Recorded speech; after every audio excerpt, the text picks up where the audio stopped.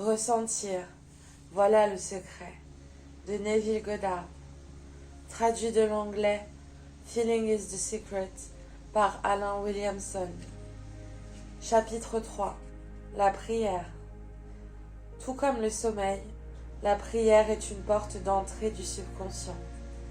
Quand tu pries, entre dans ta chambre, ferme ta porte et prie ton Père qui est là dans le lieu secret. Il te le rendra. Matthieu 6,6.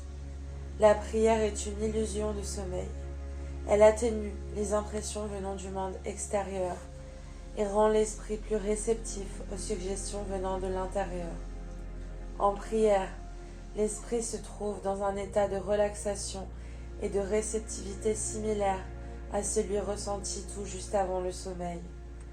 La prière ne concerne pas tant l'objet de la demande que la façon dont vous vous préparez pour le recevoir. Tout ce que vous demanderez en priant, croyez que vous l'avez reçu et vous le verrez s'accomplir. Marc 11, 24. La seule condition requise est de croire que votre prière est déjà exaucée. Votre prière doit être exaucée si vous ressentez l'état qui serait vôtre si vous étiez déjà en possession de ce que vous demandez. Votre prière doit être exaucée si vous ressentez l'état qui serait vôtre si vous étiez déjà en possession de ce que vous demandez. Dès que vous acceptez que votre désir soit déjà accompli, le subconscient cherche et trouve des moyens de le rendre concret. Pour qu'une prière soit efficace, vous devez donc lâcher prise sur le désir, c'est-à-dire le considérer et le ressentir comme s'il était déjà réalisé. L'homme parfaitement discipliné considère toujours un désir comme étant un fait accompli. Il sait que la conscience est la seule réalité, que les pensées et les ressentis sont des faits dans la conscience, et qu'ils sont aussi réels que des objectifs physiques. Par conséquent, il n'entretient jamais un sentiment qui ne contribue pas à son bonheur, car il sait que ce qu'il ressent crée les événements et les circonstances de sa vie.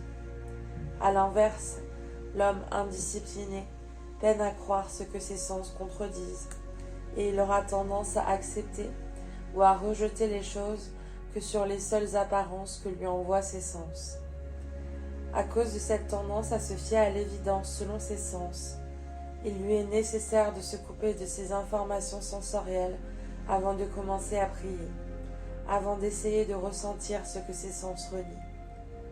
Lorsque vous êtes dans l'état d'esprit où vous vous dites « j'aimerais, mais je ne peux pas », vous n'arrivez pas à lâcher prise sur votre désir, malgré tous vos efforts. Vous n'attirez jamais ce que vous voulez, vous attirez ce que vous êtes conscient d'être. La prière est l'art d'imaginer le sentiment d'être et d'avoir ce que vous voulez. Lorsque les sens confirment la non-réalisation de votre désir, tout effort conscient pour contrecarrer cette suggestion est futile, étant seulement à l'intensifier. La prière est l'art de lâcher prise sur le désir et de ne pas mettre de pression sur sa réalisation. La prière est l'art de lâcher prise sur le désir et de ne pas mettre de pression sur sa réalisation. Lorsque ce que vous ressentez est en conflit avec votre désir ou votre pensée, le ressenti l'emportera. Le sentiment dominant est invariablement celui qui sera reproduit. La prière doit se faire sans effort. Essayez de maintenir une attitude mentale démentie par les sens est fatale. Pour réussir à lâcher prise quant au désir et le ressentir comme s'il était accompli, vous devez vous placer dans un état passif, une sorte de rêverie ou d'état méditatif semblable à ce que l'on ressent avant de s'endormir. Dans un tel état, l'esprit conscient se détourne du monde objectif, extérieur, et ressent plus facilement la réalité subjective, le subconscient.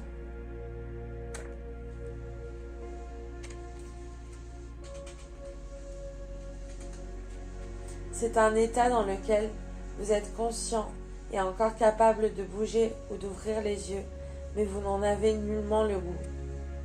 Une façon simple de créer cet état passif est de vous détendre, assis bien à l'aise ou couché sur le dos, dans votre lit. Assurez-vous dans ce dernier cas d'être bien à plat sur le dos, la tête au même niveau que le corps.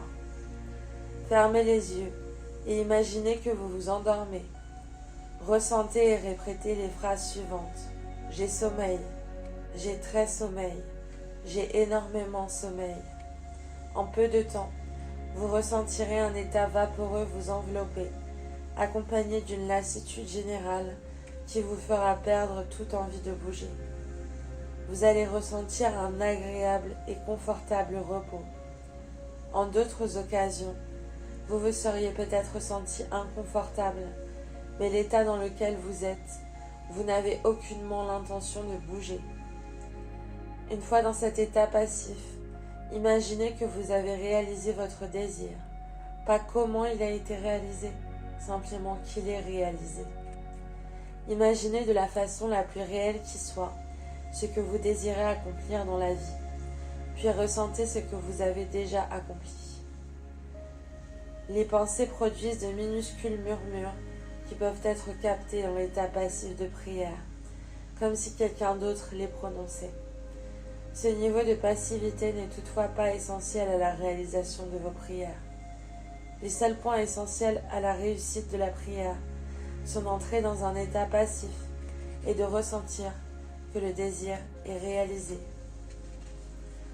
Tout ce dont vous pourriez avoir besoin et tout ce que vous désirez est déjà de vôtre.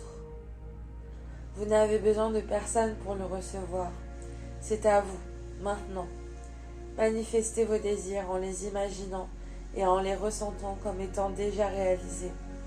La visualisation et l'acceptation du but déjà atteint vous rendront complètement indifférent à la possibilité d'échec, car elle décrète invariablement le résultat désiré. En émergeant de votre retrait dans la prière, vous aurez l'impression d'avoir eu la vision d'une fin heureuse et réussie, comme dans un jeu, même si vous n'avez aucune idée de la façon dont cette fin aura été concrétisée. En ayant été témoin du dénouement, vous resterez calme devant toute circonstance a priori défavorable. Vous serez sécurisé par la certitude que le résultat est déjà parfaitement défini. Chapitre 4. Ressentir l'esprit. Ni par la puissance, ni par la force, mais par mon esprit, dit l'Éternel des armées. Zacharie 4:6. Entrez dans l'esprit de l'état désiré, en imaginant comme vous vous sentiriez si vous étiez déjà celui que vous voulez être. En captant le sentiment de l'état recherché, vous êtes délivré de tout effort pour le réaliser, car il l'est déjà. Il y a un sentiment précis associé à chacune des idées dans l'esprit de l'homme. Trouvez et vivez le sentiment associé à votre désir réalisé en imaginant comment vous vous sentiriez si vous étiez déjà en possession de l'objet désiré, et cet objet se matérialisera. La foi, c'est ressentir. Qu'il en soit fait selon ta foi. Matthieu 9:29. Vous n'attirez jamais ce que vous voulez, mais bien toujours ce que vous êtes. Tel un homme est, tel est son univers. À celui qui a, il lui sera donné, et à celui qui n'a pas, cela même qu'il a lui sera ôté. Marc 4:25. Vous êtes de plus en plus ce que vous ressentez que vous êtes. Alors ressentez que vous êtes déjà en possession de votre désir réalisé, et il devra forcément se réaliser. Et Dieu créa l'homme à son image. Il l'a créé à l'image de Dieu. Genèse 1:27. Qu'il y ait en vous le même sentiment qui a été en Jésus-Christ, lequel, existant en forme de Dieu, ne considéra pas comme un sacrilège l'égalité avec Dieu. Philippiens 2:5-6. Vous êtes ce que vous croyez être. Au lieu de croire en Dieu ou en Jésus, croyez que vous êtes Dieu ou Jésus. Celui qui croit en moi fera lui aussi les œuvres que je fais, et il en fera de plus grandes encore. Jean 14:12 devrait se lire ainsi.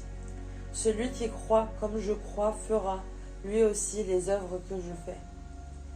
Jésus ne trouvait pas étrange de faire les œuvres de Dieu, parce qu'il croyait qu'il était lui-même Dieu. Mon Père et moi sommes un. Jean 10, 30. Il est naturel de faire les œuvres de celui que vous croyez être.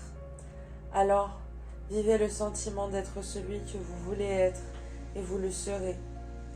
Lorsqu'un homme croit en la valeur du conseil qui lui est donné et qu'il le met en pratique, il établit en lui-même la réalité du succès. Lorsqu'un homme croit en la valeur du conseil qui lui est donné et qu'il le met en pratique, il établit en lui-même la réalité du succès. Fin du chapitre 4.